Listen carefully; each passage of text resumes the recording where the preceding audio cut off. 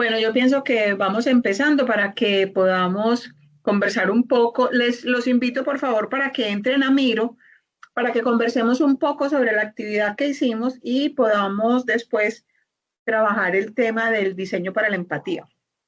Entonces, voy a parar la cámara por acá y me voy a ir para Miro. Espérenme. Ay, esperen que no estoy compartiendo pantalla.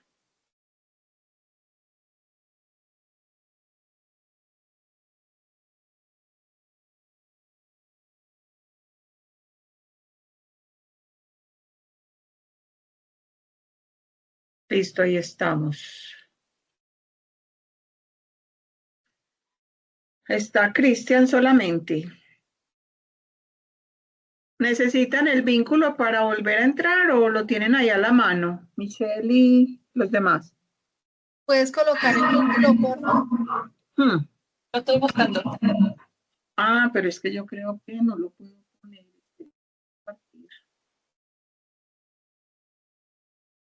Se los tengo, a ver, yo veo copiar enlace. En la pantalla aquí de la reunión no puedo poner, vamos a ver. Yo lo coloco, profe. ¿Usted lo tiene ahí? Sí, ahí lo coloqué. Ah, listo. Ah, perfecto, gracias. Listo, mil gracias. Entonces volvamos a la pantalla.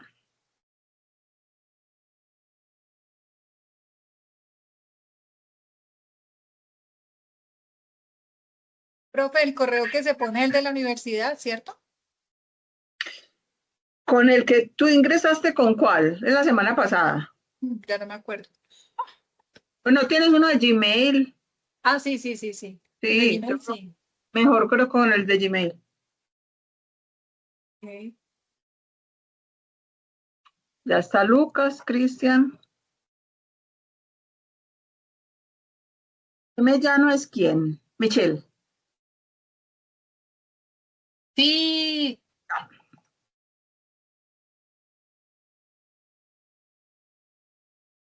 Bueno, igual estoy compartiendo la pantalla, pero bueno, más bueno si están ustedes ahí. Porque entonces la idea es que conversemos un poco sobre la actividad que encontraron. ¿Se les hizo fácil? ¿Les parece que no? Si les parece que tiene ventajas, ¿les sirve para abordar algo de la actividad que ustedes realizan? Entonces, cuéntenme, empecemos. ¿Quiénes están acá de los equipos? Que Sandra no va a estar, que están ocupados en Cali con el doctorado. Cristian, ¿tú estás ahí? Eso, de las mouse vertical y horizontal. Sí, encontramos que igual o sea, como que se nos dificultó en el sentido de cómo manejar la plataforma, pero en general la didáctica, es como relacionar los conceptos a través de este mecanismo, se nos hizo como fácil en ese sentido, pero manejar como esta plataforma de Miro es como un poco difícil para nosotros, pero en general se nos hizo en esa parte como moverlo. La Sandra igual le costó bastante, como agrandó bastante el marco. Sí.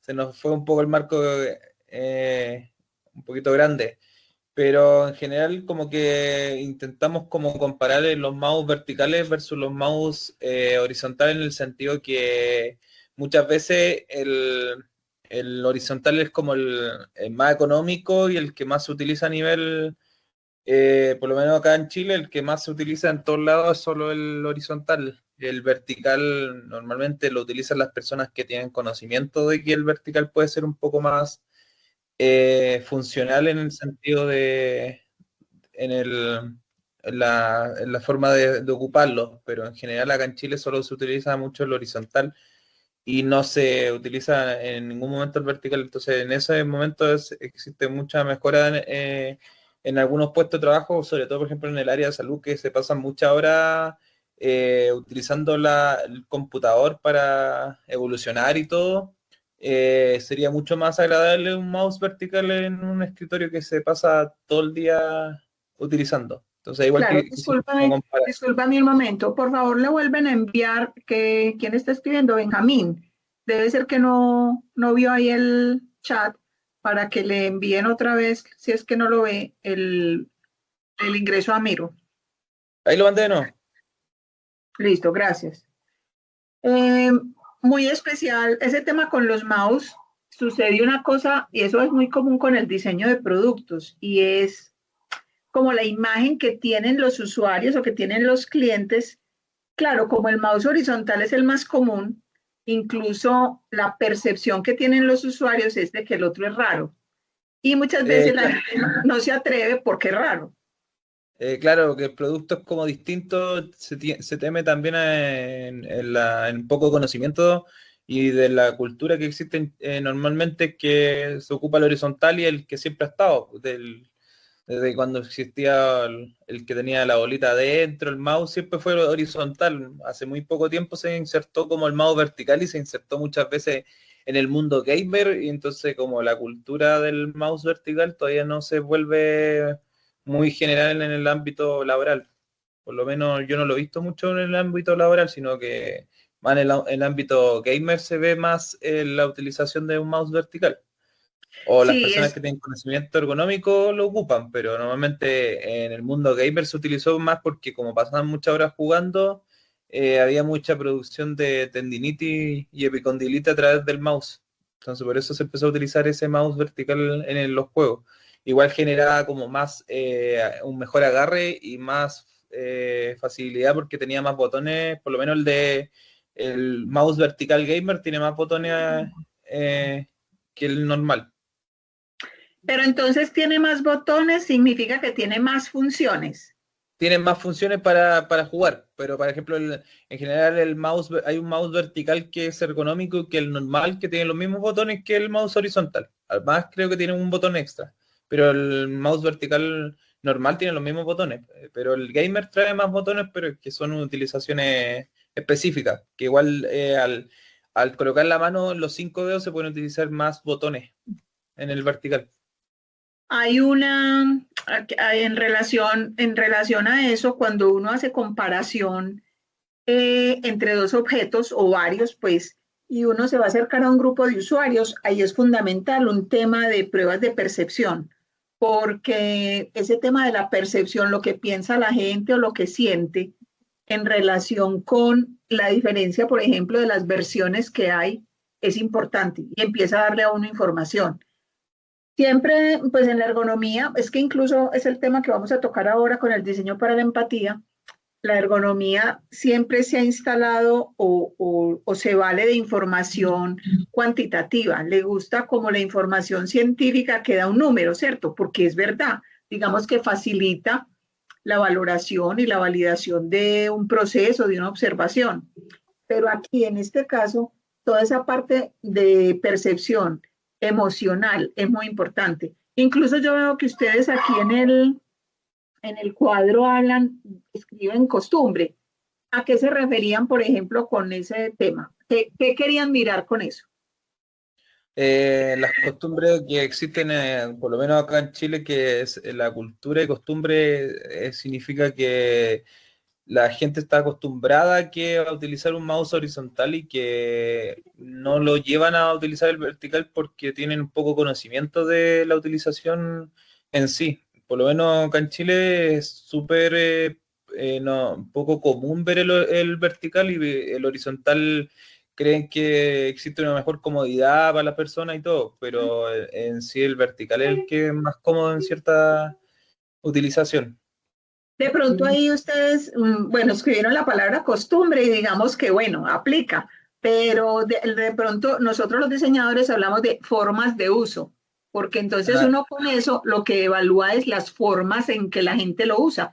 Ahí está implícito el tema de la costumbre, ¿cierto? claro. De lo tradicionalmente cómo se usa. ¿Qué hay por aquí en este? Yo veo que ustedes intentaron hacer, bueno, como esquema, por aquí con estos recuadros en rosado, este recuadro en amarillo, en crema, y por aquí hay un cuadro. Cuéntenme qué quisieron considerar ahí.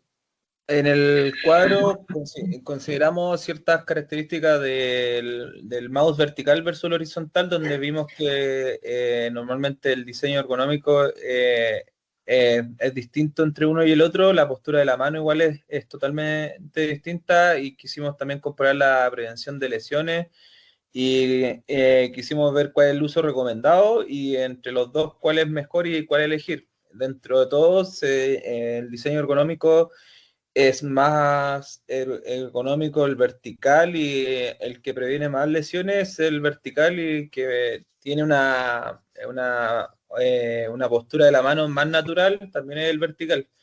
Pero en cuál elegir, netamente se ve que muchas veces se utiliza más el horizontal por el bajo costo que puede tener, porque es más común que el vertical, por eso no se utiliza más el horizontal igual, porque el costo es mucho más bajo y el vertical tiene un poquito más de costo, pero la función es mucho más la reducción de lesiones y todo. En sí, entre los dos, es mucho mejor el vertical. Claro que sí. Bueno, y en relación como con la actividad, con la forma de recolectar la información, ¿qué pensaron? Eh, por lo menos la actividad nos costó como recopilar la información porque hay que ponerse igual de acuerdo entre las personas que están haciendo el grupo para plasmar la información que uno tiene, porque igual es de repente, pero dentro de todo, según la dinámica y según lo que nos indica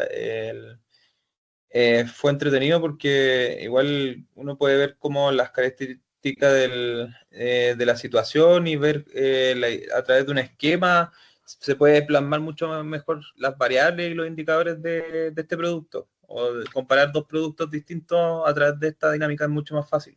Sí, bueno, y además pues es también, pues como uno, digamos que uno teníamos el tiempo, digamos, medido, cuando por ejemplo, con nosotros, con los estudiantes en la facultad, todo el semestre trabajábamos, ¿cierto? Entonces empezábamos a alimentar todo, digamos, todo el entorno, todos esos marcos de información y se volvía una cosa maravillosa porque cada equipo tenía su zona de trabajo y lo iban alimentando poco a poco.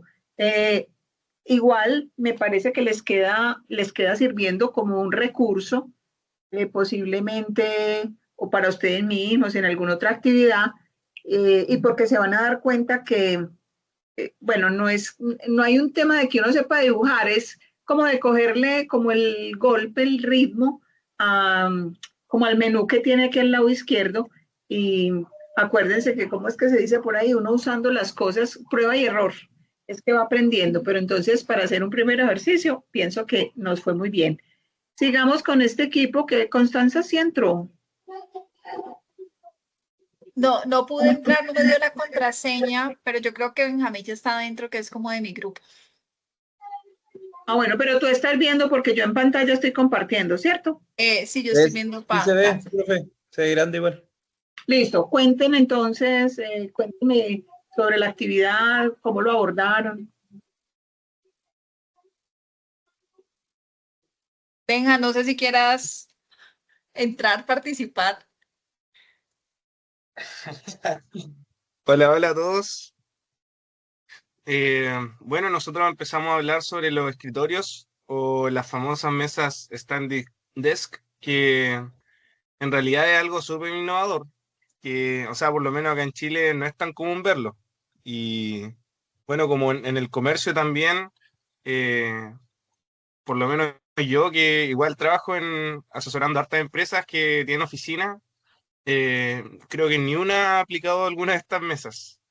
Entonces, claro, ¿por qué llegamos a esto? Porque existe una problemática que es como la principal, que son los factores de riesgo en relación a que el hecho de estar sentado sí o sí te genera daño, sobre todo si es mantenido en el tiempo, por ejemplo, en el caso, no sé, en lo que es de las municipalidades, los que trabajan en juzgados o los que trabajan en recursos humanos, en oficinas, generalmente pasan 7 horas o más sentados. Y toda la ocasiona que el hecho de estar sentado sí o sí te va atrofiando la musculatura, te va limitando en rangos, generando dolor, trastorno musculoesquelético, y ahí va asociado al tema de la postura estática, trabajo repetitivo, el sedentarismo, y también ahí se añaden los factores que son más propios de la persona, que ahí varían entre uno y otro, pero se suma más y exacerba más esta problemática. Entonces, frente a esto, nace la famosa opción de los escritorios que son para trabajar de pie. Y bueno, a raíz de esto buscamos normativas, ¿cierto? En Chile no se consideran o no están dentro de por lo menos la guía del Instituto de Salud Pública, que hay una que nos indica cómo, por ejemplo, tener los escritorios, qué tamaño, qué altura, eh, cuánto del espacio en metros cuadrados que se puede tener entre una persona y otra. Por lo menos no nos habla en relación a estos escritorios que son para trabajo de pie. Por lo tanto, no hay nada que regule eso. Eh, no regulan altura, no regulan usos, nada. Por ejemplo, en escritorios que son bajos, te dice que el ancho tiene que ser de 1,20, no sé, la profundidad de 80. También te habla, por ejemplo, cuándo pausar, te dice cada 2 horas hay que hacer una pausa activa, etcétera. Pero en relación a esto, nada. Bueno, la accesibilidad en relación a cómo podemos conseguir estos escritorios, estas mesas, eh, por lo menos en Chile, que es donde estamos buscando, hay muy poca distribución. De hecho, creo que encontré solamente una empresa que los trae y, y los precios son súper altos. Entonces, como hay poca empresa, hay poca oferta, entonces los precios están muy altos. Y bueno, eso es un problema también porque si bien es cierto, sabemos de los beneficios, tampoco es como algo muy accesible. Y sobre todo en las empresas que tratan de ver este tema de producción, gasto, salud, que más o menos esté en equilibrio, es una problemática importante. Bueno, si seguimos bajando, acá hay un tema de usuarios en relación a que en Chile las medidas antropométricas que se tomaron, eh, no recuerdo muy bien los años, pero ya está harto tiempo en el mercado, entonces es sabido ya que la población chilena está creciendo, sobre todo uno lo puede ver, por ejemplo, en la población más joven, en los colegios, etcétera, que todos los escritores están quedando chicos y las referencias como que están, eh, no sé si un poco atrasadas, pero no se condicen con la realidad. Y menos para trabajo en estos escritorios porque no están las medidas antropométricas, entonces no tenemos cómo tener una referencia de algo. Y como sabemos, esto es variable de persona a persona, de población, etcétera. Bueno, y ahí están todos los como indicadores que son propios de los usuarios. Luego tenemos un tema importante que es la cultura. Como estamos, yo creo que en toda Latinoamérica, Europa quizás también, con esta cultura del trabajo en escritorio, con un monitor, eh, que por lo tanto el hecho cuando uno habla como trabajo de oficina o trabajo más administrativo, inmediatamente se nos viene como al pensamiento algo sentado. Entonces tener algo de pie ya tiene un choque directo con las personas por el uso y la forma en la que se realiza este trabajo, que también, la verdad no hay encuestas ni nada, pero esto lo conversábamos, que quizás también genera una cierta resistencia, porque pueden decir, no sé, estar mucho de pie me va a cansar más, no sé, y etcétera. Pero hay muchas variables que no sabemos porque no hay mucha información al respecto, pero eh, creemos que es súper importante el tema de la cultura de donde estamos. Entonces, ahí sí o sí vamos a tener como, o tiene un impacto importante. Que igual, bueno, en Chile por lo menos, la cultura siempre va como hacia el cambio. De hecho, así lo podemos ir viendo, por ejemplo, con los autos eléctricos, que si uno hablaba de autos eléctricos hace 5 años atrás, chuta era casi como de burla, risa, etcétera, pero ahora autos eléctricos están por todos lados y la población como que lo ha añadido súper bien. De hecho, ya hay hasta talleres mecánicos de autos eléctricos. Entonces, como que igual ese movimiento que se está dando puede que sea beneficioso para cambios como estos en relación a los trabajos en oficina. Bueno, después en relación al producto de este mismo escritorio, eh, sabemos que hay diferentes formas, diferentes tamaños, diferentes materiales. Bueno, ahí entra un poco el tema de los usuarios de la altura adecuada. No sé si son regulables, etcétera, pero ahí no entramos más al tipo. Bueno, a raíz de este mismo producto nacen muchas más aristas, como los tipos, que igual lo pudimos ver en la empresa la única que encontramos que vendía escritorios para trabajo de pie, y bueno, tenían variedades. Entonces ahí tienen tipos que se mueven mecánicamente, que uno los puede subir, tiene como ciertas regulaciones. otros que son eléctricos, más livianos, más pesados. Bueno, también está el tema del diseño, más minimalistas, con colores un poco más mate, ¿cierto? Hay otros que son, no sé, un poco más coloridos, más alegres, etcétera. Hay diferentes variedades también dependiendo del contexto. Bueno, y también los materiales, que generalmente acá en Chile por lo menos se da harto lo que es son los escritorios con madera. Hemos visto de plástico y por lo menos los que vendían yo vi que era como una mezcla entre fierro y plástico, pero, o sea, perdón, entre fierro y madera.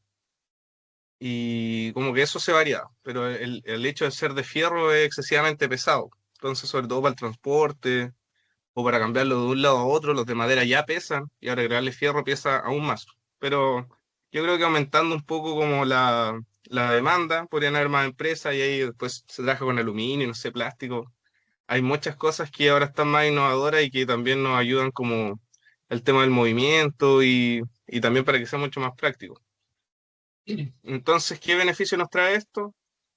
La exposición directa al hecho de no estar sentado, que es como lo más grave o lo que más complica a las personas. ¿Por qué? Porque está trabajando de pie. Entonces, la musculatura sí o sí está teniendo cargas.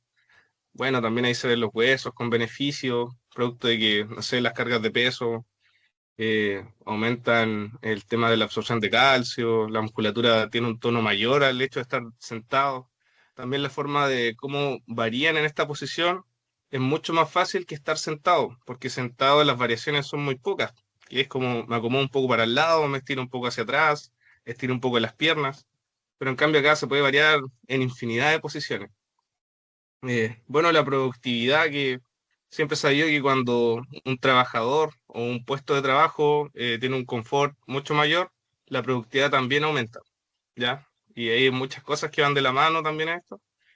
Bueno, y aquí el rendimiento sería como un primo hermano de la productividad, ¿ya? Así que eso más o menos se intentó expresar acá con mis compañeros.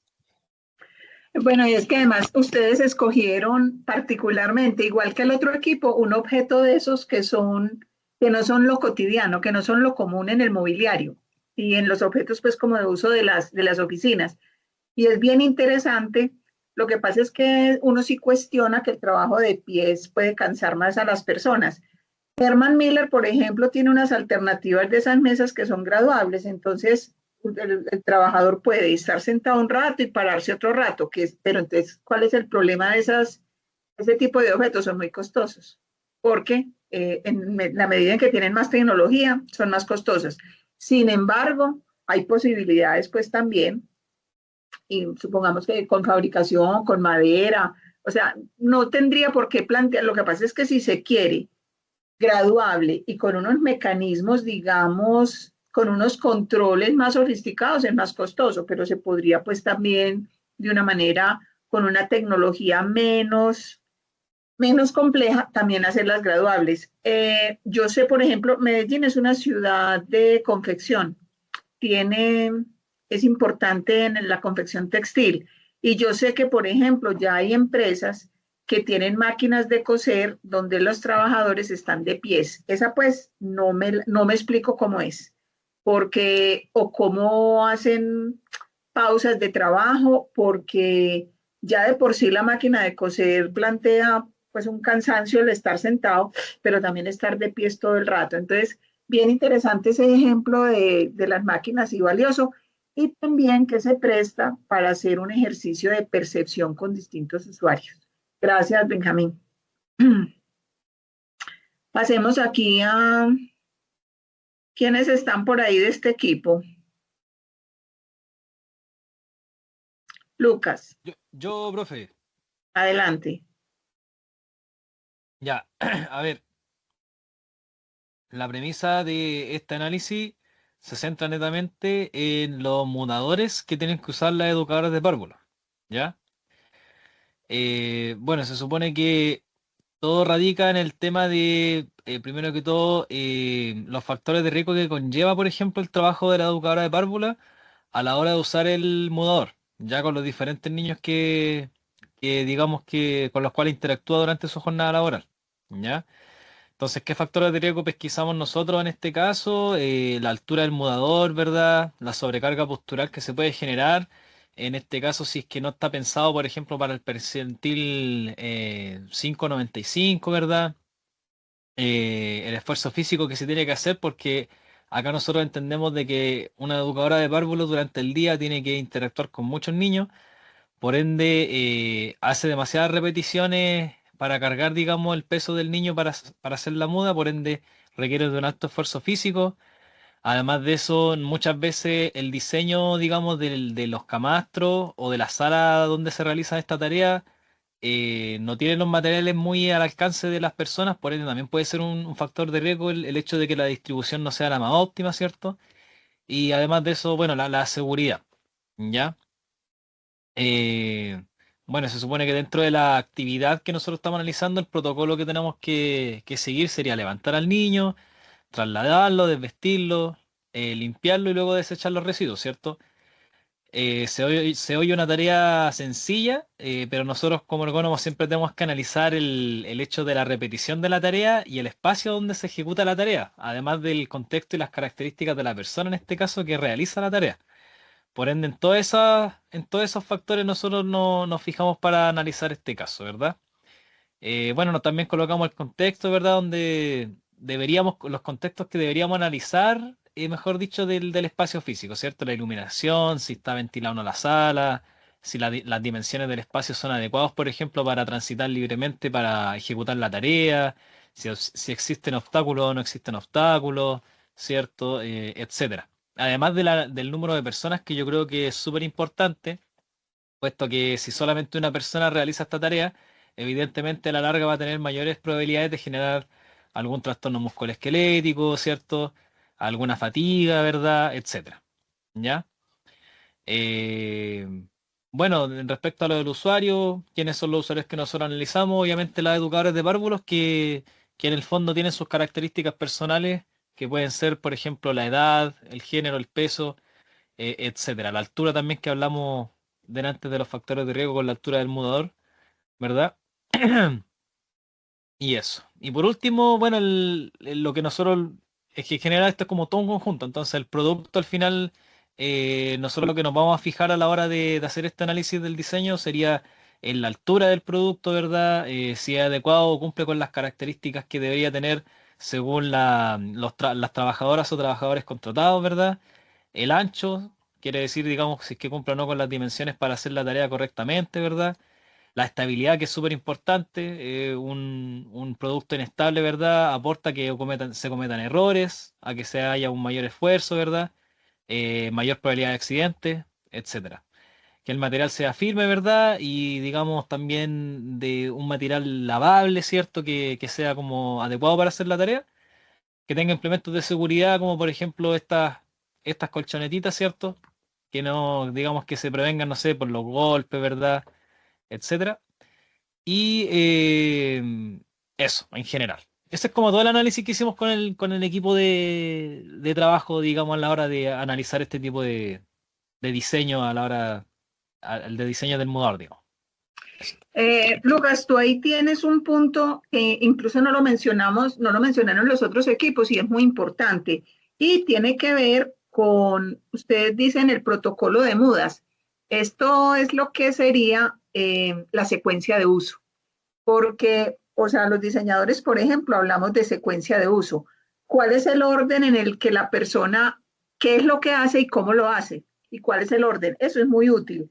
Y pienso que en ergonomía, pues también, por supuesto, que incluso normalmente las tareas o las actividades pues, de trabajo están divididos en tareas. Entonces, este esquema lo incluyó y eso me parece muy positivo porque en ese protocolo puede que incluso la situación de riesgo, digámoslo así, esté, por ejemplo, en levantar al niño y no en limpiarlo, por ejemplo. Y que eso también le ayuda a uno a ver en dónde está pues con más detalle el problema. Eso me pareció como muy adecuado.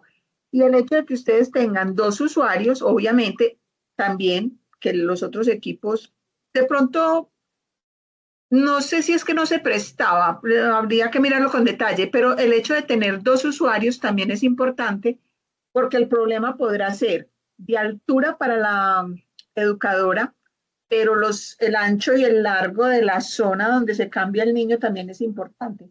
Entonces, como los objetos tienen varios usuarios, algunas dimensiones serán por uno de esos usuarios y otras por el otro usuario. Entonces, eso aquí también me parece pues muy adecuado. Sobre la actividad que pensaron, Lucas, ¿cómo les pareció?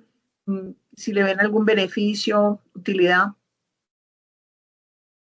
Eh, ¿A qué se refiere, profe? Disculpe. Como la actividad, la forma de abordar esta actividad incluso es como una especie de, yo les decía a ustedes, como un plan, como para planear yo qué es lo que voy a analizar.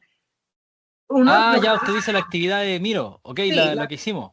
sí, Ah, ya, perfecto. como este instrumento. Miro en la plataforma, pero el hecho de abordar la observación de una situación o de un objeto utilizando este mapa.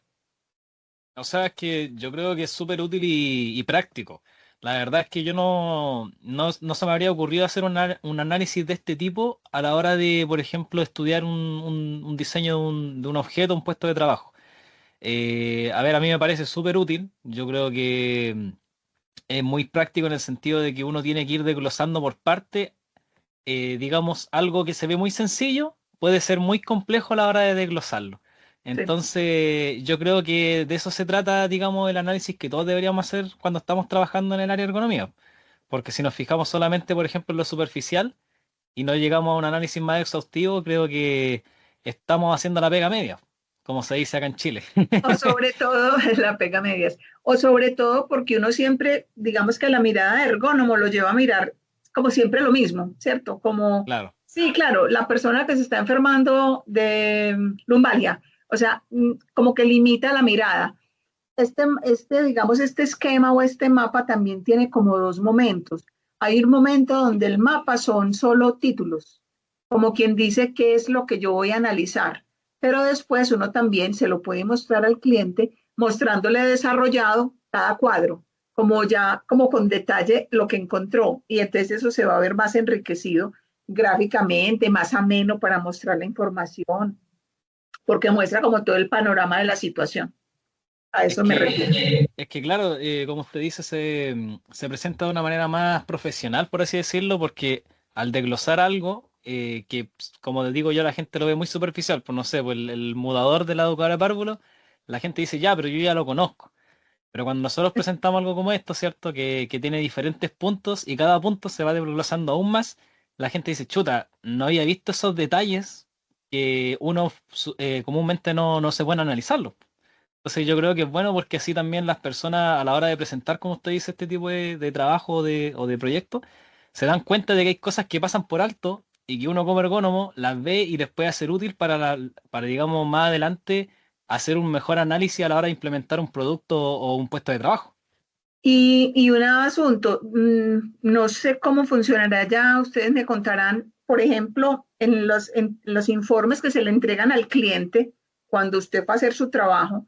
Yo he visto, conozco y hemos hecho informes que son como un documento que parece una tesis, pues como cuando uno la va a grabar en la universidad, que es un documento así gordo y que tiene tabla de contenido, pues parece una monografía. No es que esté mal, porque igual ahí está la información, pero este tipo de recursos ayuda también, sea cuando uno lo va a presentar en una reunión o para incluirlo, porque es como también ameno, pero también muestra detalle, como dices tú. Entonces tiene también como esa ventaja para que no se vuelva, nosotros decimos ladrilludo, pues como un bloque de texto contando, esto le ayuda también gráficamente como a presentar la información. Claro, es Bueno, que se sintetiza mejor, pues, como usted dice, sí, se sintetiza mucho mejor. Se es ve eso. verdad. Bueno, miremos por acá. Este marco 7. Niños y mochilas. ¿Quién está de niños y mochilas? Está Michelle. Sí, Michelle, ¿nos quieres contar? sí, Adelante. más o menos nosotros decidimos cómo hacer, explicar lo que el tema de niños y mochilas que la profe había dado este tema en la clase anterior y decidimos tomarlo. Eh, y específicamente, niños y mochila, yo creo que es algo bien interesante porque aunque, aparte que uno recuerda como esos momentos como de usar la mochila, específicamente como en la edad de talla que nosotros pensamos de la escolaridad, también es como un tema interesante considerando de como las recomendaciones que se dan y realmente el enfoque del producto. Entonces yo creo que este ejercicio nos ayudó bastante a como hacer esta reflexión, porque, o por lo menos en nosotras hicimos bastante la reflexión de eh, de igual dentro de una problemática. Eh, Nosotros específicamente nos enfocamos tanto en los factores de riesgo, su contexto, el producto, de cómo se está enfocado el producto en sí, y obviamente en los usuarios, que es bastante importante en esta ecuación porque como se trata de niños y de una infancia, nosotros más o menos pensamos como una infancia como en la primera y segunda infancia, que es como dentro de que es la educación básica acá en Chile o primaria, se usa como un tipo de mochila como muy enfocado como a la estética y no como a y como este producto se enfoca a la estética, es como que hay varios problemas de los factores de riesgo. Específicamente como el usuario que nosotros estamos enfocados, como son los niños dentro de la primera infancia, sucede que el uso de la mochila tiene varios como temas de factores de riesgo, porque están enfocados, como dije antes, como a la estética que elige el niño y los productos o las empresas que lo eligen, o de por sí la industria enfoca el producto a lo que le podría gustar al niño y no específicamente como a lo que podría ser como la seguridad, ya que como se trata de un usuario que su cuerpo está en crecimiento, su peso está en crecimiento, es más como es más factible que pueda, o sea, ¿cómo se llama? Tiene como eh, es más moldeable, como que hay factores de riesgo enfocados como a su postura y como a la formación de sus huesos. Entonces, nosotros también enfocamos como el usuario a sus habilidades motrices, a las dificultades, dificultad de usar la mochila, el confort que tiene y quién más transporta la mochila. En general, siempre el individuo no siempre va solo porque como el transporte, el ida de usar como para ir al contexto de uso. eh, Deme un momento, por favor. Tranquila. Todo el momento. Sucedió algo. Yo aprovecho y les voy diciendo, me hacen acordar, alguna vez en el colegio, la universidad donde yo trabajé, hay desde primaria hasta doctorado, pues. Y ese tema con las mochilas, a propósito que Michelle dice de quién más transporta la mochila, no es solo eso, no es quién más, sino que cuando llegan al salón es tan pesada la mochila, que los niños la ponen aquí en la parte de atrás, en el espaldar, y si el niño se levanta del asiento, se cae el asiento por el peso que tiene la mochila. Entonces es quién la lleva, dónde se ubica, tanto en el salón. Entonces los colegios, las escuelas han tenido que recurrir a un mobiliario que está en la parte de atrás del salón, que no está al lado del niño. Se supone que él tiene sus cosas ahí. Entonces ahí hay un tema que obviamente que el primer, la primera causa de problema es el niño, porque está en formación y como lo mencionaba Michelle. Pero miren que ahí también hay unos factores que influyen con el contexto de uso. O sea, el problema no es solo de quién lo lleva, sino también del contexto en el que se usa. Michelle, Perdón ¿volviste o por irme, volviste? perdón por irme, pero justo mi perrita empezó a ladrar, entonces me estaba No. desconcentrando. Ya, en sí nosotros también es muy importante también el contexto de uso, como decía la profesora, porque eh, en sí siempre se recomienda cuando, hablando de un contexto de escolaridad, porque también pensamos que se usa el contexto de usar una mochila en contexto de niños, no solo en la escuela. Por ejemplo, es común de que vayan a hacer algún, alguna actividad donde tienen que llevar algo. Por ejemplo, los instrumentos en general también se llevan como en bolsos, que en general también son como con una correa, lo cual también, eso también es un factor de riesgo, ya que el peso no se puede equilibrar bien. También en los deportes pasa lo mismo. Entonces también como es importante también como ver también es como el tipo de establecimiento y también el tipo de trayecto también.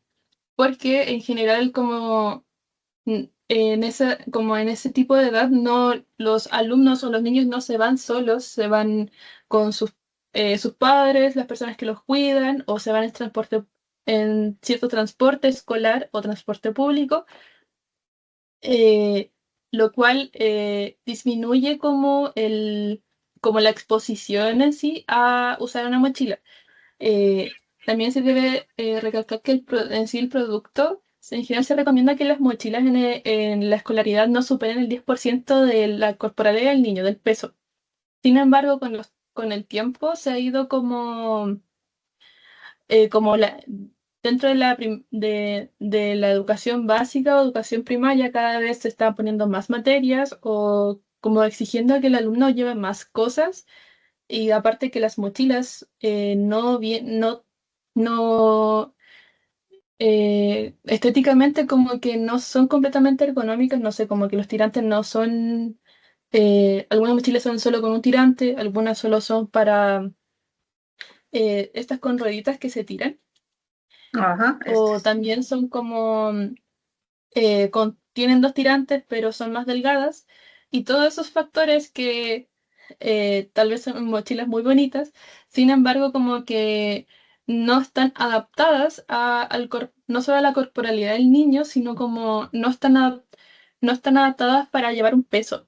Por ejemplo, en general no son recomendables, por ejemplo, las mochilas con rueditas, porque hacen que el alumno solo o niño solo lleve como la mochila en el peso como en un solo brazo.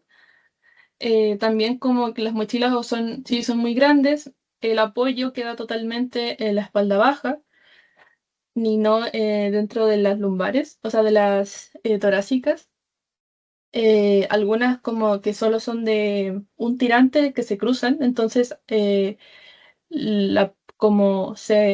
peso se va desbalanceando, entonces también eh, todos esos factores están como no se piensan dentro del momento de diseñar una mochila para un niño. Entonces, al final, el individuo constantemente de forma más, con el tiempo se va exponiendo a estos factores de riesgo sin saberlo. Por lo tanto, en general buscamos como ciertas recomendaciones que se dan a los padres al momento de eh, buscar esto, especialmente las mochilas y los zapatos. Y se indica, por ejemplo, de que no supere, ojalá, el peso, o sea, un 10% o 15% del peso del niño, de que esta sea como al menos de dos tirantes. eh, que también sí, que el momento de exposición de usar la mochila sea, sea menor, como no supere ojalá de los 20 minutos y que ojalá la mochila se adapte bien a la espalda y a la curvatura de la espalda, evitando así de que se genere una mala postura. Y eso, más o menos. este producto es como también como de esos de moda que lo venden como ergonómico y claro, seducen al niño, porque ya los niños pues escogen porque tiene unos personajes, porque tiene unos colores y como que le dan más importancia a lo que dices tú, como a esa estética, que a todos esos otros criterios que tienen que ver con esa relación directa del cuerpo que carga ese peso. Entonces, este es un tema de esos importantes que ojalá las empresas productoras lo tuvieran realmente en cuenta. Creo que no nos queda sino este por mirar, ¿cierto? Para que podamos pasar al otro tema. ¿Quién está de este equipo?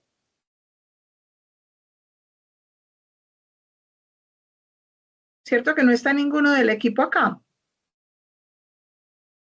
En clase.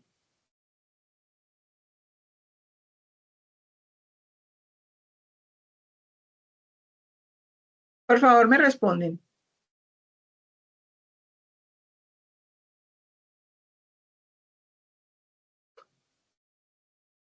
Aló, Se están conectando, profesora. espérame, no, pero entonces yo lo que voy a hacer es,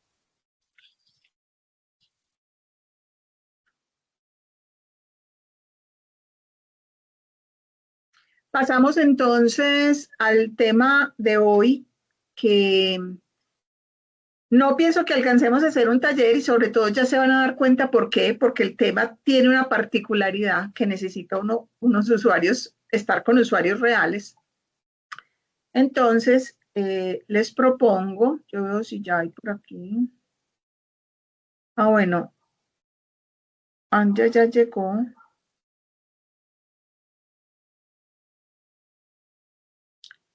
Espérenme, pantalla. ¿Algún comentario? No lo veo por aquí.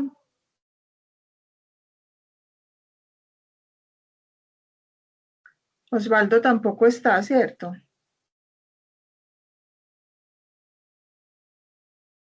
No veo a Osvaldo. No, profe, no está. Listo. Bueno, y el otro compañero, Anja, ¿cómo se pronuncia? Anja. ¿Qué? ¿Nos va a hacer algún comentario de su trabajo?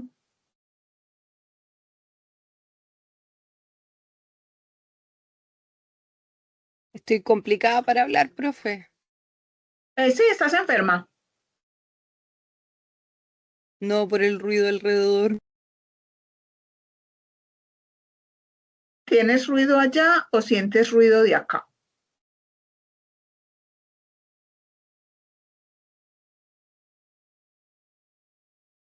Tengo ruido acá.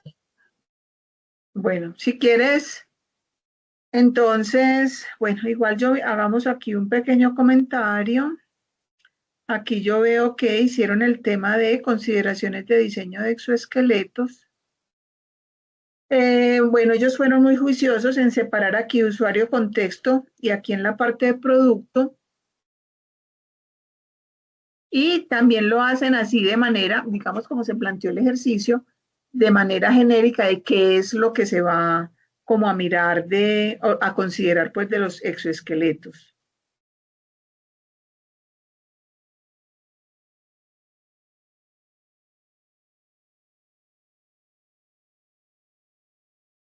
Bueno, entonces voy a dejar de compartir, no voy a dejar de compartir, voy a pasar a algún comentario final sobre esta actividad. ¿O quedamos, bueno, ya escuchamos algunos de los comentarios de ustedes que les parece que tiene unos beneficios que los podrían usar? Si bien uno no tiene experticia en Miro, también habrá personas, supongamos, que sean más ágiles en otros programas o que también lo puedan hacer a modo de esquema o de gráfico, que ayuda, pues, como mencionábamos, a que sea muy ameno y sobre todo a mostrar el panorama completo de la situación.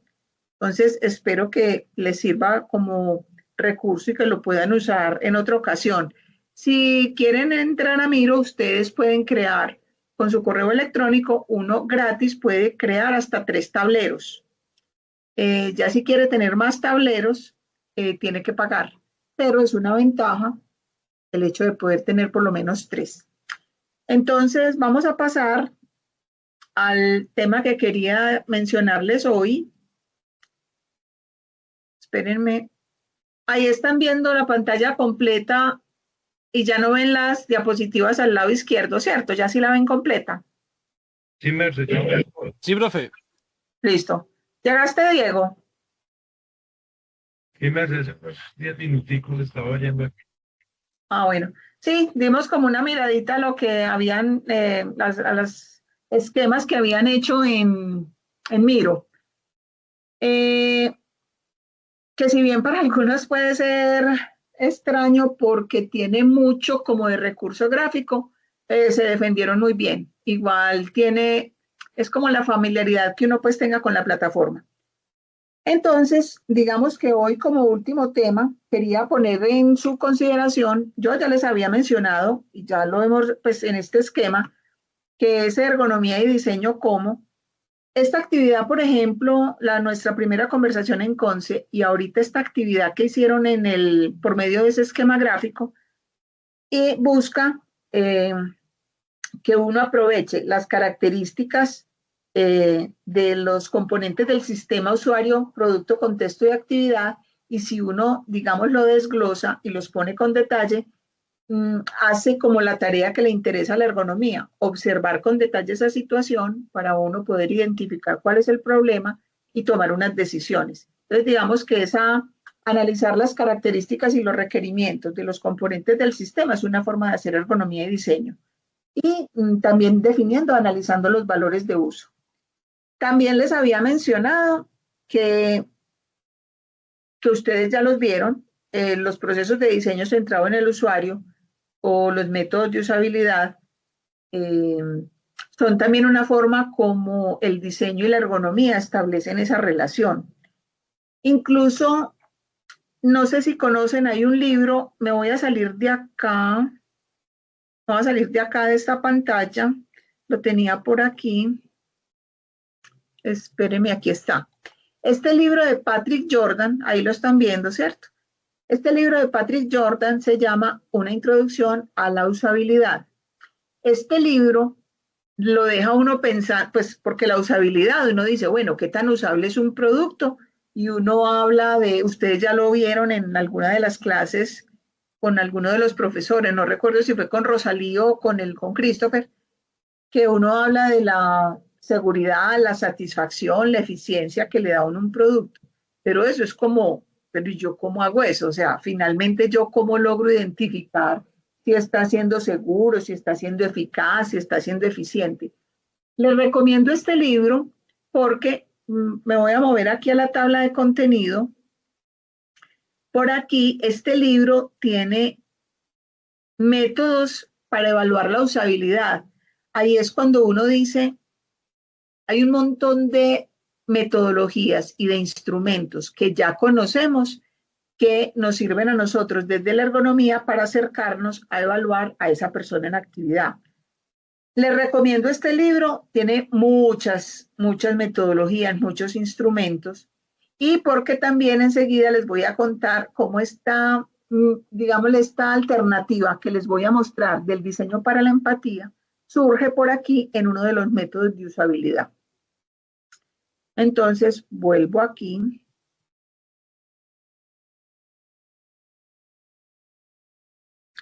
Entonces, estos de diseño universal, procesos de diseño centrado en el usuario y los métodos de usabilidad son esa otra manera, pues, como la ergonomía y el diseño se relacionan. Y aparecen otras dos alternativas que son el enfoque de EI, que es la diversidad, equidad e inclusión. Aquí no lo alcanzamos a ver. Habría que sacarle un buen tiempo. El año pasado con Diego hicimos un ejercicio con unos amigos de la Sociedad Colombiana de Ergonomía y en el fichero que les mostramos y que algunos de ustedes que tuvieron la oportunidad de quedar con uno, hicimos como ese abordaje desde la diversidad, la equidad y la inclusión y cómo finalmente la ergonomía, como por sí misma, por su intención, siempre ha tenido como ese enfoque, porque el hecho de entender que somos distintos, que tenemos unas capacidades y unas limitaciones diferentes de uno a otro, esa variabilidad humana, la ergonomía en sí misma lo tiene como ese enfoque. Entonces, ahí hay un tema muy interesante. Hicimos un primer seminario de análisis de puestos de trabajo con el enfoque de la diversidad, la equidad y la inclusión. Pero hoy, de manera especial, les quiero hablar del diseño para la empatía. El diseño para la empatía es un enfoque de diseño. Y yo cada vez que voy como revisando más estos temas y recordando también cómo aplicábamos algunas de estas estrategias en el taller de diseño, finalmente la ergonomía y el diseño, vuelvo y les digo, son dos procesos paralelos y complementarios. Es como que estuvieran haciendo lo mismo al mismo tiempo, les tienen como el mismo fin. Entonces, les voy a compartir, les recuerdo que el diseño como proceso, hay varias formas de mostrarlo, como un proceso lineal, que uno va paso 1, paso 2, paso 3, de manera lineal, uno reconoce el problema. Aquí nos llamaron porque está pasando algo. Uno analiza la situación, uno define qué es lo que está pasando, desarrolla unas ideas, toma unas decisiones, realiza o elabora unos prototipos y valora con el usuario a ver cómo le fue, cómo se siente, que lo pruebe y que lo use. Eso lo hace un proceso de diseño, pero si ustedes miran ese qué hacer, es de manera análoga a lo que hace un ergónomo cuando lo llaman a analizar una situación. Esta es una forma de mostrar el proceso lineal. No me detengo en esto porque no es lo importante, era como para tener siempre presente pues como esa relación de ergonomía y diseño como procesos paralelos y complementarios. En el diseño también hay métodos que los muestran de manera circular, porque, y lo mismo pasa en la investigación, uno arranca en un primer momento, pero finalmente usted sigue en línea recta, pero se tiene que devolver, porque entonces a los usuarios no les funcionó muy bien la altura de la mesa, igual hay que volver a revisar con los usuarios o devolverse a la información que tomó sobre la información antropométrica. Como les contaba yo con el ejemplo del metro de Medellín. Entonces aquí hay una forma circular de mostrar el proceso de diseño, pero vuelvo y les digo, es también como una forma de mostrar cómo la ergonomía hace esto mismo, tiene en cuenta como estos mismos momentos del proceso. Aquí cuando uno dice, este fue uno que utilizamos alguna vez, en la etapa preliminar ¿qué hacemos nosotros los ergónomos? Tomamos los datos. Es que esa toma de datos finalmente es como el momento clave de los dos procesos, tanto de la ergonomía como del diseño. En esa etapa de la toma de los datos empiezan a aparecer como estas alternativas o estos enfoques de diseño, como el diseño para la empatía. Yo les mencionaba ahorita en ese libro de usabilidad de una introducción de Patrick Jordan, hay unos métodos que aparecen que se llaman los métodos de inspección. Y esos métodos, dos de los métodos que aparecen es el método de diario y el modelado por empatía. El método de diario es cuando uno le dice al usuario o al trabajador, literalmente, como su nombre lo dice, que registre las actividades que hace cada día. Eso es muy común, lo pasa, por ejemplo, con las maternas. El médico las pone a que registren lo que les va pasando en el día a día de su proceso de gestación. Porque entonces ahí el usuario, la persona se puede expresar con sus propias palabras, lo que siente, qué le pasa, y eso se vuelve insumo para la evaluación que se está haciendo de esa situación. Entonces digamos que los métodos de diario son uno de esos métodos de usabilidad. Y digamos que tuvo sus orígenes por ahí también el modelado por empatía.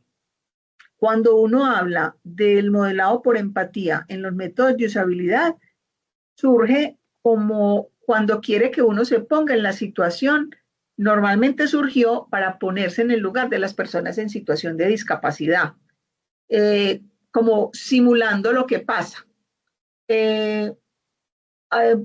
Sucede, no sé si han tenido la experiencia, que entonces uno se pone en condición de falta de visión y lo acompaña a otra persona y lo va acompañando a uno a hacer el proceso. Entonces uno se pone en el lugar del otro. Digamos que cuando aparece ese término modelado por empatía se refiere a eso, ponerse en la situación de una persona en situación de discapacidad. Lo estoy contando para ponerlo en contexto. Entonces aparece, el diseño tiene muchos enfoques. El diseño centrado en el usuario, pues lo que pasa es que eso es de los 90s, no quiere decir que no todavía está vigente. Hay quienes han cuestionado algunos asuntos, pero de hecho miren que hay una norma ISO, ¿cierto? Que está diseño centrado en el usuario. Hay distintos enfoques de diseño. Aquí en estas diapositivas aparecerán algunas y se las mostraré también. Se habla de diseño para la empatía o el diseño empático. Incluso aquí vale la pena retomar el término de la empatía, porque la empatía empieza a ser un valor que deberíamos tener nosotros como seres humanos y que la ergonomía debería tenerlo de manera privilegiada en primer lugar, porque finalmente uno debe ponerse en el lugar de esas personas que va a analizar, que va a acompañar en un proceso, porque necesitan algo en especial. Porque a usted lo llamaron porque o se están ausentando, porque no hay problemas de rendimiento, porque hay asuntos de productividad. Entonces, el término de empatía, si empezamos desde la definición, es ponerse en el lugar de los demás. Eso es empatía. No solo en lo que pensamos o tomando la perspectiva de otra persona, sino también como desde las emociones. Es cómo nos sentimos ante lo que le ocurre a los demás. Es un valor como personas, incluso en el día a día. Pienso que nos ha pasado a todos en nuestras actividades cotidianas que uno siente que las personas que están ahí al otro lado no están entendiendo ni teniendo en cuenta qué es lo que le pasa al otro. Entonces, la empatía busca eso. La primera mención del término de empatía, a mí me gusta también como saber de dónde vienen las cosas. Robert Bischer, 1873, en una tesis doctoral, es un término alemán que significa sentirse dentro de. Entonces, y se habla que cuando alguien, cuanto más empático es alguien, más va a ser por comprender y ayudar a otras personas. Hay personas que definitivamente no hay manera de que se pongan en el lugar de las otras personas. Les cuesta muchísimo. Hoy en día la empatía es muy reconocida, se menciona mucho, sobre todo porque va en contra de lo violento, ¿cierto? Y hace que las personas se preocupen por el bienestar de los demás. De ahí que el quehacer de la ergonomía y la empatía, todo que ver. Desde la misma acción nuestra de ir a acompañar a esas personas en una empresa o en la vida cotidiana por una necesidad que tiene una empresa, así como cuando nosotros nos llamaron para analizar los colchones y las almohadas de una empresa, igual ahí hay un asunto de empatía, porque yo tengo que entender a ese que usa los colchones y a ese que los vende, porque como mencionábamos ahorita, recuerden que muchas veces, la mayoría de las veces, no es un solo usuario el que hace uso de un producto. Aquí en el tema de empatía hay una condición importante. Hay que empatizar y no simpatizar. O sea, ponerse en el lugar del otro, pero no hacer tuyo su estado emocional. Eso cuesta. Cuando uno es muy sensible, por ejemplo, y yo estoy frente a una persona que está muy triste, que está muy deprimida, yo me pongo a llorar con él, ¿cierto? Lo toca a uno tanto esa sensibilidad del otro, eso es lo que no se debe. Aquí se habla de empatizar y no simpatizar, porque incluso uno tiene que tener, digamos, el botón de la lógica prendido. Yo entiendo al otro, pero también observo de manera objetiva qué es lo que está pasando. Entonces se refiere a eso. Hablé primero de la empatía porque pues, el diseño para la empatía viene ahí, ¿cierto? Y tiene sus raíces en la práctica del diseño y se apoya de manera especial en lo que le interesa a la empatía. Incluso nosotros decimos desde el diseño que el diseño para la empatía es interpretativo, porque yo me pongo en el lugar del otro, pero necesito interpretar qué es lo que pasa. Ahorita que estábamos hablando de los mouse, el vertical y el horizontal, el hecho de que a la gente le guste más uno que otro. Miren que ahí hay toda una lectura que uno puede hacer. En diseño lo llamamos lectura del contexto. Claro, tú lo mencionaste, quien mostró el trabajo, que ese mouse vertical era más de los gamers, ¿cierto? Entonces, ahí hay una lectura, hay una interpretación que uno puede hacer, pero es que, ¿qué significa ser gamer? No, y es que, ¿qué significa el el empleado o el trabajador de un computador normal, ¿cierto? Es como empezar a ahondar en los detalles. Entonces, al diseño para la empatía le interesa interpretar, centrarse en las experiencias de la vida cotidiana, en los deseos, estados de ánimo y emociones individuales. Ustedes deben estar pensando, porque es que la ergonomía, lo mencionamos al comienzo de la sesión, le interesa ser muy objetiva. Y la ergonomía ha generado una cantidad de metodologías y de instrumentos que de manera muy objetiva, si levanta la mano por encima del nivel del hombro, +1, si sostiene peso, +5, bueno, le pone una numeración, le pone unos colores, porque entonces es semáforo rojo porque hay que poner alerta. Eso es verdad y eso es importante, pero ustedes han visto cómo cada día más las neurociencias, el tema de las emociones, el tema de la salud mental, ha ido poniendo también como relevante entender al otro desde los estados de ánimo, desde la vivencia, desde las emociones. Uno podrá decir, ¿yo cómo vuelvo objetivo eso? Posiblemente haya una parte del análisis que tenga que ser objetivo, pero habrá también unas decisiones que tomar desde el asunto subjetivo de la percepción, porque las personas, dependiendo su estado de ánimo, su forma de entender el mundo, reacciona distinto. Entonces, ya solamente entrar a evaluar como desde la lógica numérica tiene validez, por supuesto, pero cada vez más va teniendo vigencia que esto de la empatía, para nosotros en diseño, el diseño empático es relevante. El diseño para la empatía tiene una larga historia y se apoya en el diseño centrado en el usuario. Ustedes, de hecho, este ejemplo lo tienen en sus presentaciones, lo hizo uno de los profes, porque Henry Dreyfus en los años 50, que fue ese diseñador tan importante en los Estados Unidos, cuando creó a Joe y a Josephine, como al típico americano promedio, y la oficina de él diseñó una serie de electrodomésticos y de equipos de tecnología pensando en las personas cuando desarrollaron esas primeras tablas antropométricas, que fueron muchas que se hicieron también por derivación estadística, pero que tuvieron su validez. Entonces, digamos que ese diseño para la empatía tiene como sus orígenes en todos esos comienzos que hubo en diseño en los años 50 con Henry Dreyfus. ¿Cuál es el asunto? Que hay otras, cuando uno va a buscar los orígenes del diseño para la empatía, hay el trabajo de marketing. Ustedes han visto ahora lo importante que es el marketing y toda la tecnología que hay también para analizar cómo las personas, qué les interesa más. Han visto, por ejemplo, la tecnología que analiza los movimientos de los ojos para ver a dónde mira, por ejemplo, más en las góndolas de un supermercado. Todo ese trabajo de marketing, por ejemplo, el trabajo de Patrick Jordan en Philips. Hay empresas de diseño muy importantes como Philips y Brown que han hecho trabajo con los usuarios de manera muy directa y eso ha fortalecido esas empresas y el resultado de sus productos. O también una empresa como IDEO que diseña como estrategias y genera tendencias que son importantes para las empresas.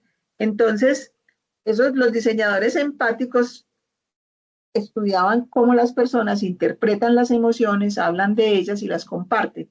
Por eso, el diseño empático para la empatía se convirtió en ese ejercicio de interpretación donde lo importante era hablar con las personas e interactuar con ellas. Una época en que el diseñador estaba en la oficina y las personas estaban allá en la calle o en donde usaban los objetos y no había contacto. Eso cambió sustancialmente y el diseño para la empatía ayudó para eso. El marketing ha ayudado mucho. Pero también cuando uno habla del diseño para la empatía, aparecen metodologías o alternativas para acercarse al proceso de diseño como el design thinking. El design thinking, no sé si ustedes han hecho alguna de las actividades de pronto o les ha tocado en algún grupo de trabajo. En el design thinking, las personas de manera participativa colaboran con el desarrollo de unas ideas. Si ustedes miran este esquema, estos son los pasos que tiene el Design Thinking. El primer momento dice empatizar. ¿Se acuerdan ahorita cuando les mostré el proceso de diseño? Que era de manera lineal o de manera circular. Aquí el Design Thinking muestra cómo, digamos, cómo hacer ese proceso de diseño. Entonces miren que aquí esta primera etapa es fundamental porque cuando dice que empatiza es porque se pone en el lugar o porque se acerca a conversar con esos usuarios. Miren que aquí está en común, incluso también se los mostré cuando el proyecto del metro. Uno empatiza, va y toma la información con los usuarios que le ayudan a uno a definir qué es lo que está pasando. Le ayudan a usted a generar unas ideas. Esas ideas entonces usted las prototipa, usted las testea con los usuarios y porque con eso usted realmente, o lo que hace el ergónomo, usted dice que le subió la altura de la mesa, pues tiene que volver a ver qué pasó con eso. Entonces, miren que el diseño para la empatía o el design thinking está incluida como dentro del proceso de diseño del design thinking, está por aquí, en esta parte de empatizar, de ponerse en el lugar del otro. El design thinking es una metodología para generar ideas innovadoras. No es cuando uno dice diseñar productos, no es solamente porque va a darle forma pues a un objeto, sino porque le ayuda a grupos de personas a generar ideas que necesitan para solucionar un problema. Entonces, eso permite abordar desafíos y resolver problemas. En el diseño para la empatía, hay como 4 asuntos importantes que hay que tener en cuenta. Que las personas le otorgan significado a las cosas y actúan en consecuencia. Eso significa, uno ve las personas que están trabajando y tienen unas tareas que realizar, pero cada persona, como lo explica ese primer punto, le da un significado a las cosas. Para todas las personas, pues una silla, uno dirá, una silla es para sentarse y ya. Pero el significado que tiene para una persona que tiene que estar 6 horas, 4 horas, que su pausa es muy separada una de la otra, es una cosa que para otra persona que podrá estar circulando con mayor libertad en una oficina. Entonces, en el diseño para la empatía hay que considerar eso. Yo cuando he estado revisando esta información, siempre estoy pensando, yo digo diseño para la empatía, pero siempre estoy pensando en que la ergonomía está haciendo eso, ¿cierto? Porque siempre pienso en esos procesos paralelos y complementarios. También en el diseño para la empatía, el diseño adquiere significado en la vida real y la investigación y cuando uno se acerca a los usuarios, realmente es en la vida real. Hay una información que uno la ve en los libros o que se vuelve como toda teórica. Realmente las cosas pasan en la vida real.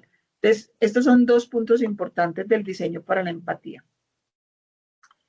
También en el diseño para la empatía habla que los métodos de investigación o la forma de acercarse pues a los usuarios, pues obviamente debe venir del diseño, ser visual, táctil, inspirador. Aquí es donde esas metodologías participativas cobran relevancia porque, lo voy a decir como de una manera escueta, cuando reúnen a personas y con stickers de colores, las personas van pegando papelitos de colores, eso suena como muy básico, pero el hecho de poder participar, que los post-it tengan un color y eso genere un código, esas formas se vuelven muy fáciles, son económicas, miren que hay pues una baja tecnología, pero hay un asunto con la lúdica que ayuda a que las personas participen. Entonces, cuando yo me acerco también a un grupo de trabajadores para reconocer qué es lo que está pasando, esas metodologías de investigación, esos instrumentos deberían tener en cuenta estos asuntos. Y otra cosa, que las visualizaciones, maquetas o guiones gráficos, esa actividad, por ejemplo, que nosotros hicimos, el hecho de trabajar gráficamente, con esquemas, con una forma muy gráfica, hace que también las ideas salgan de otra manera. Entonces, en el diseño para la empatía, miren que también se pone en el lugar del otro como para generarle ideas que lo motiven realmente a producir. Cuando uno habla del diseño para la empatía, ese diseño evolucionó a otro enfoque de diseño que se llama el codiseño. En el codiseño, de manera conjunta, el diseñador con los usuarios pueden propiciar esa generación de ideas. Nosotros tuvimos una experiencia alguna vez con una entidad que acompaña a niños con baja visión y con ceguera. Hicimos un taller de codiseño donde estábamos un estudiante con un niño y con una mamá de uno de esos niños ciegos. Y es súper valioso porque entonces, pues uno cree que sabe. No, uno no sabe nada. El que sabe es el usuario, que es el que la vive, el que vive la situación. Entonces, fue muy valioso y se volvió un ejercicio de codiseño, codiseñar, porque esa mamá, ese niño y ese estudiante, cada uno desde su perspectiva podía aportarle a la situación. Entonces, el codiseño lo que hizo fue como difuminar esa línea, o sea, como que el diseñador está allá y el usuario está en otro lado, como que los acercó.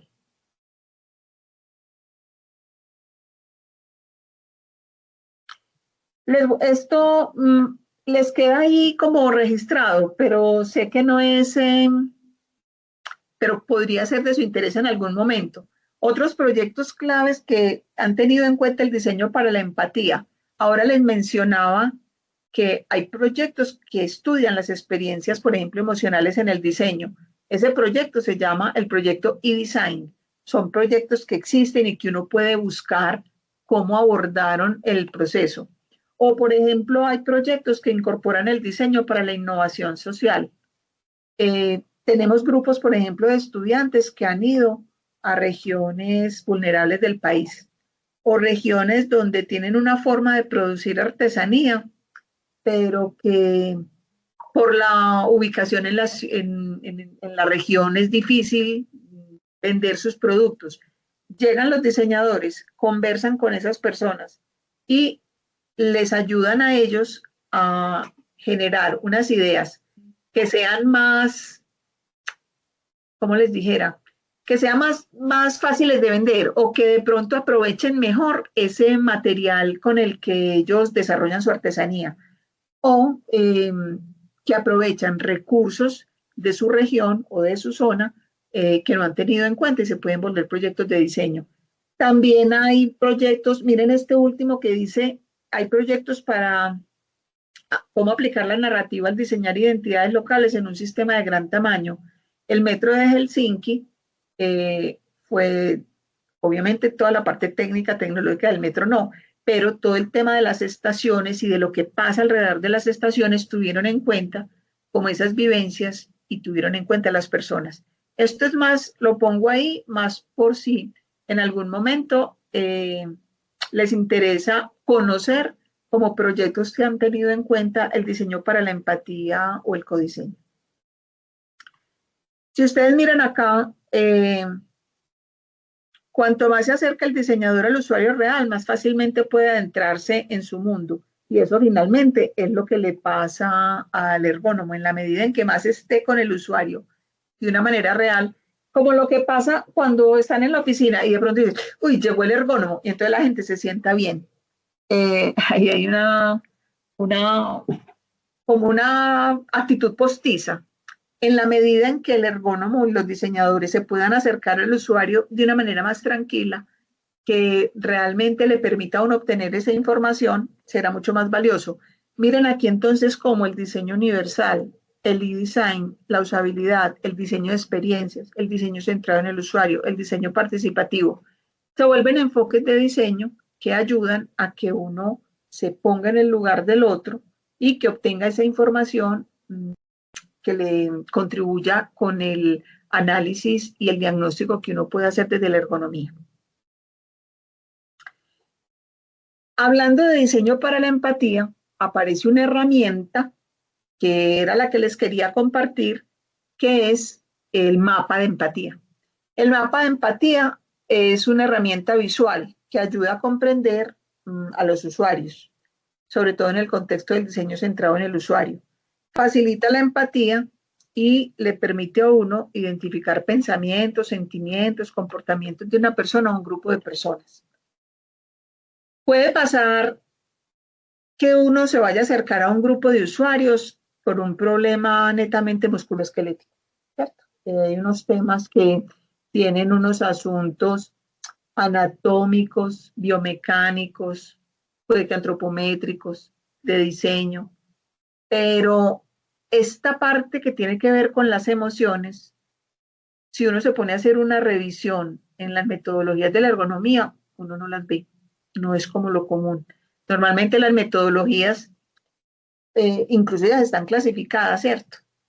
Hay unas metodologías más orientadas a lo biomecánico, a lo antropométrico, al puesto integral de trabajo, al análisis, pero no es común encontrar metodologías que le ayuden a uno con este tema de entender lo que sienten o cómo se comporta un grupo de personas. Esta es como una generalidad de ese mapa de empatía, es un ejercicio grupal, visualiza las necesidades del usuario, es un buen punto de inicio, es rápido y eficiente, uno le hace preguntas a la persona, le ayuda a uno a investigar y a preparar la información. Hay que crear un mapa para cada usuario, a continuación se los voy a mostrar. Digamos que el mapa, pues aquí lo vemos, digamos, tamaño carta, pero podrá ser tan grande como uno, según lo que vaya a abordar con él o los usuarios, necesitará usar notas adhesivas para anotar y usar diferentes colores para cada sección. Entonces, les voy a mostrar. El mapa de empatía funciona de esta manera. Dado el caso, si uno puede utilizar una foto de la persona, aquí está. Entonces, el mapa, miren que se compone de estas secciones. Una sobre el pensar y el sentir, otra sobre el ver, otra sobre el escuchar, decir y hacer, aquí unas dificultades y unas expectativas. Fíjense que todo está alrededor de lo que piensa o siente. Y usted podrá tener un grupo de personas de una misma dependencia, compañeros incluso que comparten, ahí en oficina abierta, que comparten puesto, pero cada una podrá expresarse de manera diferente sobre esa situación sobre la que les estás preguntando. Entonces, aquí en el pensar y sentir tiene que ver con las creencias o expectativas que tienen las personas. Explora los estados emocionales y las motivaciones de los usuarios.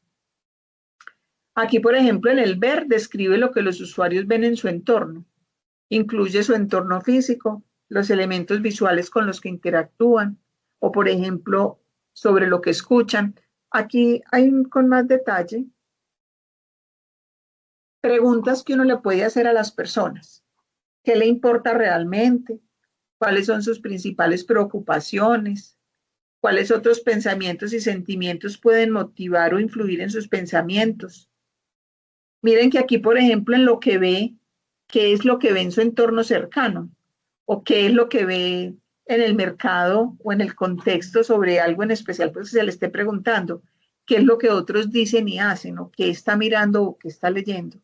Miren que empieza a indagar sobre el punto de vista específico de esa situación de la persona. Se enfoca, por ejemplo, en lo que oye, qué es lo que oyen, qué información auditiva le llega, qué noticias o qué información le está llegando. En lo que dice y hace también expresa las acciones de los usuarios, porque cómo se comporta, cómo lo hace, qué es lo que hace y cómo interactúa con los otros. Y lo mismo aquí abajo en las dificultades, cuáles son sus miedos, frustraciones, obstáculos, dolores y ansiedades y las expectativas que tiene. Entonces, uno se puede encontrar el mapa de empatía, uno encuentra ya, por ejemplo, en Canva, encuentra plantillas que ya te dan opciones de mapas de empatía, pero en esencia tienen los mismos componentes. Miren, por ejemplo, uno simplecito. Y uno puede encontrar, como les digo, esas plantillas que pueden ayudar a que uno pueda vaciar la información. Incluso más que uno la esté vaciando con las personas, es muy valioso, como esas actividades que les expresaba.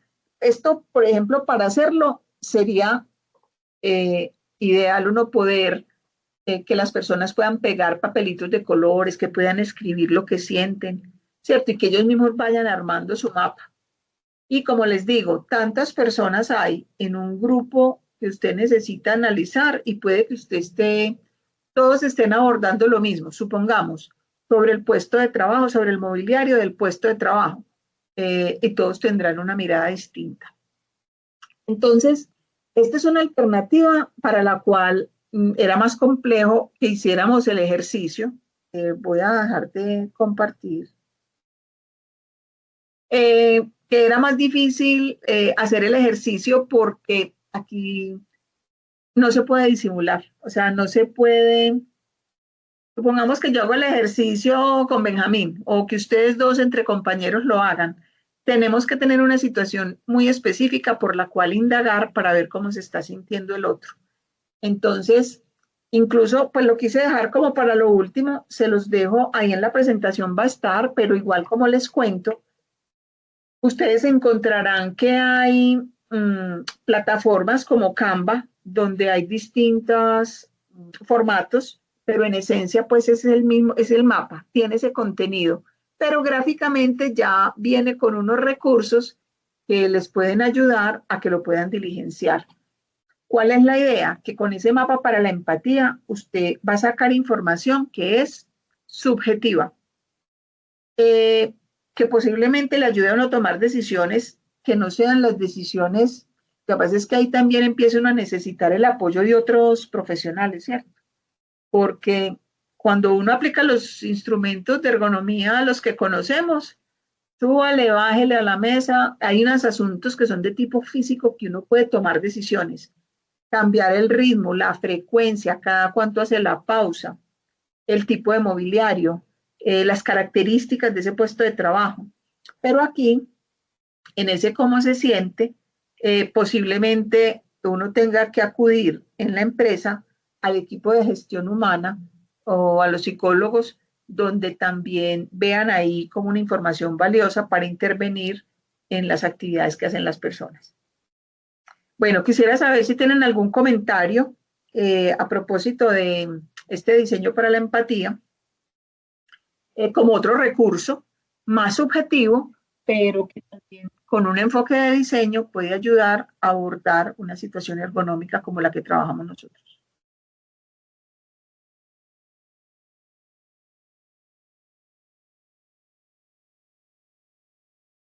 Yo le voy a hacer un comentario, profe, Sí, adelante.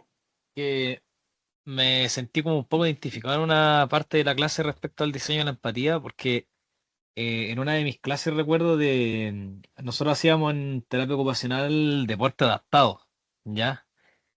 Un ramo que nos pasan en la carrera. Y en una clase nos hicieron vendarnos a todos los ojos con una esponja y teníamos que jugar fútbol solamente con el sonido de la pelota, que teníamos cascabel adentro. Entonces, ya, esa fue la primera clase. Nos chocamos, nos pegamos cabezazos, nos caímos, nos daba miedo seguir corriendo porque no sabíamos dónde íbamos a ir, a veces pegábamos al aire porque no sabíamos dónde estaba la pelota, ¿cierto? Ya. Después nos hicieron jugar rugby en silla de ruedas, ¿ya? Y así nos fueron haciendo varios deportes adaptados, pues, o sea, ¿cómo lo haría una persona con discapacidad? Entonces, nosotros nos pegamos, digamos, a los buen chilenos nos pegamos la cachá, ¿cierto? Nos hacíamos como entender de que para uno que ve, no sé, po, a un par de jugadores de rugby en los Juegos Paralímpicos, por ejemplo, los panamericanos, ¿cierto?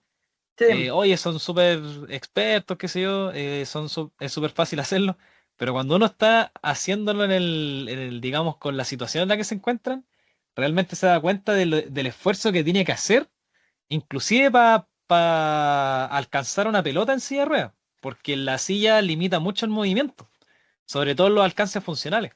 Entonces, creo que es una herramienta súper buena para que las personas se den cuenta, el diseño de la empatía, de lo que siente la persona al momento de estar en un puesto de trabajo o diseñar un objeto que tiene que utilizar, ¿cierto? Y que Así de es. alguna manera, no sé, pues tiene que estar, digamos, prescrito para todo el público, y que uno cada vez cree que dice, ah, pero esto lo puedo ocupar todos, cualquier persona. Pero cuando se presenta una situación de discapacidad, por ejemplo, es muy difícil ocupar ciertos objetos o estar en ciertos entornos. Así que eso me llamó mucho la atención y empaticé bastante con lo que usted dijo, porque yo lo viví en las clases, por ejemplo. Me hicieron Sí, sentarme en una silla de ruedas, me hicieron vendarme los ojos, me caí, choqué, no podía alcanzar la pelota. Entonces, claro, uno en el momento de estar ahí, recién se da cuenta de lo que uno tiene que sufrir o lo que uno tiene lo que le tiene que costar, para hacer las cosas. es que incluso, como les decía, en el modelado por empatía que está en los métodos de usabilidad, surge como en el asunto de la discapacidad, pero muchas veces hay acciones o actividades de las personas a que uno las ve tan fácil. Así como, por ejemplo, lo que les decía ahora de las costureras, máquina de coser. O sea, ¿cuántas horas están sentadas ahí? O sea, uno ve unas cosas que son como tan fáciles, pues que eso no genera esfuerzo. O esa otra versión que sale ahora de las máquinas de coser en planta que trabajan de pies, también se va para el otro extremo. Muchas acciones que uno las considera muy fáciles, pero cuando uno se acerca al otro y lo escucha, porque otra cosa es si hay calor, si hay ruido, bueno, todas las variables que podrán aparecer. Entonces, eso del diseño para la empatía es muy valioso por eso.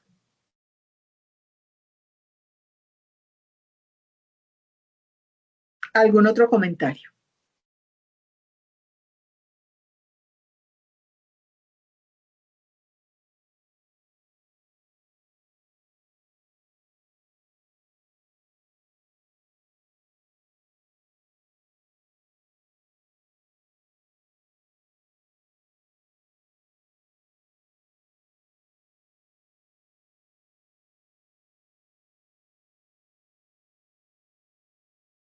En el trabajo, o no sé ustedes ahorita, por ejemplo, nosotros cuando tuvimos que hacer un trabajo final de entrega pues del magíster, si ya tienen comenzado un trabajo donde de pronto puedan utilizar este tipo de recursos para recolectar información.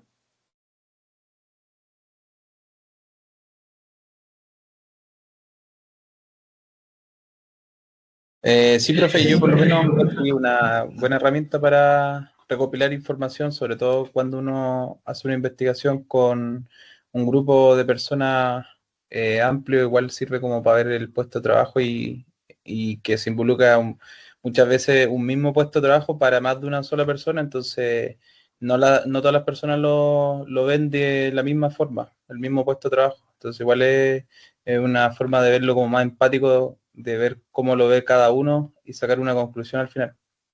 Por lo menos yo lo veo así. Y sabes que también este tipo de metodologías o de instrumentos tienen una ventaja y es que sacan a las personas como de su, digamos, como rompen el hielo, mejor dicho. Es una forma de romper el hielo y de manera un poco más tranquila, expresen realmente la información que uno necesita, porque uno no puede como orientar lo que uno quiere que le digan, o sea, es realmente la información que uno necesita y que las personas no se sientan condicionadas.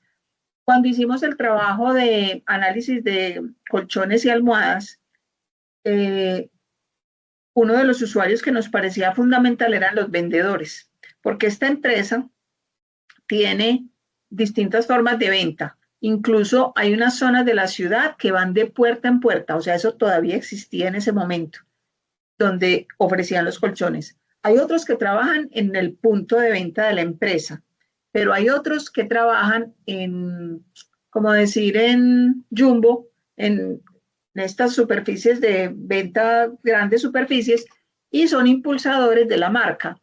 Y fue muy valioso porque haciendo, no solamente porque estuviéramos haciendo un taller con los vendedores, sino porque lo hicimos en Medellín, en Bogotá y en Barranquilla. Son 3 zonas del país donde la gente es completamente distinta. O sea, la dinámica, la forma de relacionarse los unos con los otros y con el cliente. En Medellín somos muy habladores, muy dicaracheros, muy abiertos. En Bogotá la gente es más reservada.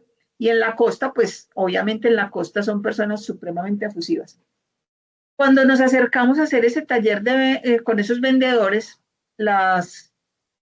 cada uno pues fue contando sus experiencias. Incluso les preguntábamos qué era para ellos. Uno de los argumentos de venta de los vendedores era que los colchones eran ergonómicos, que eran ortopédicos. Y les preguntábamos a ellos, incluso llevamos revistas para que recortaran, que pegaran. Hicimos unas actividades incluso con billetes como de hágase rico. ¿Ustedes conocen esos juegos? Hágase rico, rico MacPato. Bueno. Con Monopoly. ¿Cómo se llama? Acá se conoce como Monopoly. Eso, Monopolio, Monopoly.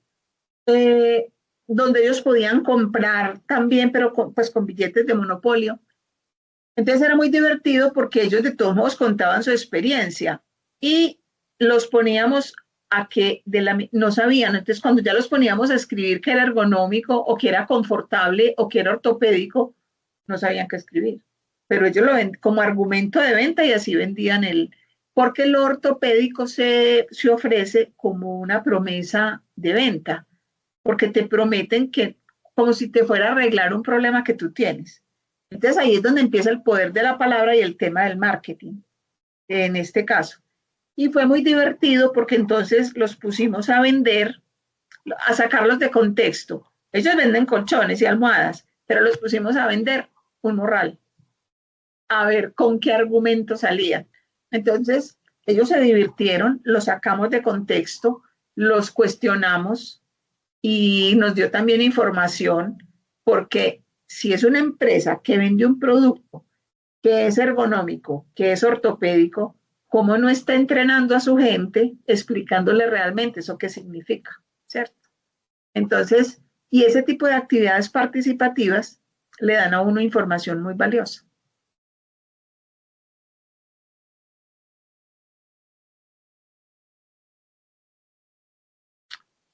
¿Algún otro comentario?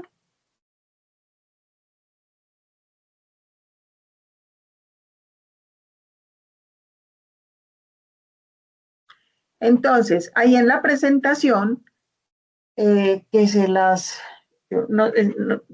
se la envío a Victoria para que la monte, les queda en la última página los ejemplos del mapa, pero ustedes pueden buscar también las actividades participativas, así como el Design Thinking o de mapa, pueden encontrar versiones que de pronto les puedan ayudar o les faciliten acercarse a los usuarios. Pero vuelvo y les digo, como se lo mencioné al principio, hay que empatizar, pero no simpatizar. No significa que uno tenga que estar serio en la actividad, pero no engancharse, porque no siempre todos los usuarios son fáciles. Recuerden que hay personas en las empresas incluso tóxicas, personas más difíciles, personas más críticas, y que la forma de expresar esos sentimientos no sea tan fácil. Entonces uno tiene que tener también como una posición muy clara para que no vayan a pasar esa barrera y se le daña a uno la actividad.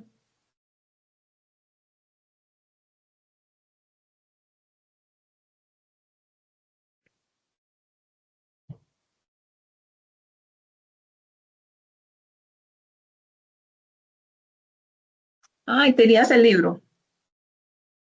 Súper. Yo lo tengo físico, pero bueno tenerlo. Lo mandaste por el chat. Sí, ya se los mandé a todos. Ah, pero espere, yo veo. Mándamelo porque a mí no, aquí en el chat no lo veo. Lo mandé por el mismo WhatsApp. Lo mandé por el WhatsApp. Sí, aquí lo veo, ya lo vi. Ok, perfecto, súper, gracias. Ese libro es, como dice uno, un viejito, pero muy bueno, porque el libro tiene sus años, pero es muy valioso, pues, porque tiene ahí muchas alternativas y se da uno cuenta que hay un montón de instrumentos y de metodologías que ya vienen siendo usadas incluso en la en la investigación etnográfica y que nos sirven a nosotros para acercarnos a los usuarios. Que eso es lo que empieza también a darle valor a la ergonomía, cómo nosotros nos acercamos a los usuarios. Bueno, de esta mirada voy a volver a compartir aquí para terminar. Un momento. De esta mirada, como ustedes podrán observar, el diseño como criterio, incluso yo alguna vez hice una presentación con ese nombre, el diseño como criterio orientador de la ergonomía. El diseño en sí mismo, como ese plano, esa estrategia o ese programa para llevar a cabo un proyecto, no solo porque yo sea diseñadora de producto, sino en sí mismo el quehacer del diseño como estrategia, es valioso y miren todas las alternativas que plantean. Ustedes han tenido la mirada de varios profesores hablando del diseño para la ergonomía o de diseño y ergonomía, y miren todas las alternativas que se plantean y que se vuelven un recurso para que nosotros hagamos como todo ese análisis de la ergonomía. Todos los días, bueno, no voy a decir que solamente eso. Ese momento inicial de la toma de datos es fundamental. Entonces, pienso que han quedado ustedes como con una mirada muy amplia desde distintos puntos de vista de diseñadores que les puede servir pues en el quehacer de la ergonomía. Bueno, quisiera saber si tienen algún comentario para que cerremos la sesión por hoy.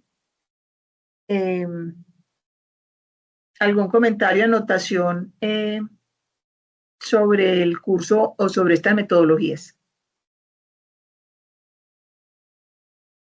O sea, yo lo que puedo decir es que es muy útil, sobre todo a la hora de analizar diferentes contextos. En este caso, nosotros como desde el área de economía lo vamos a utilizar en el área laboral más que nada, pero de todas maneras siempre es una buena herramienta como este análisis completo, digamos, de una visión bastante general con hartos detalles que pueden desglosarse desde una situación simple, como lo dije en un momento. Porque como siempre nosotros decimos, podemos ver algo muy simple, pero el trasfondo es muy grande.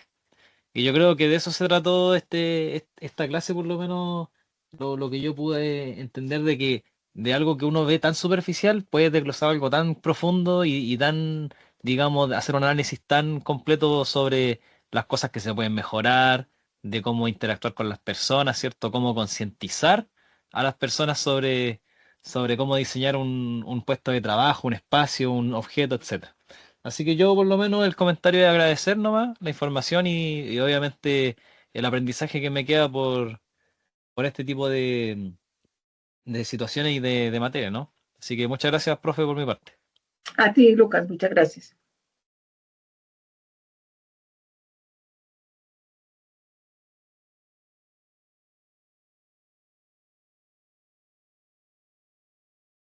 Bueno, no siendo más, ojalá nos podamos volver a encontrar otra vez en Conce, por supuesto. Se llama mucho allá, Sí, Merce. ¿Ah?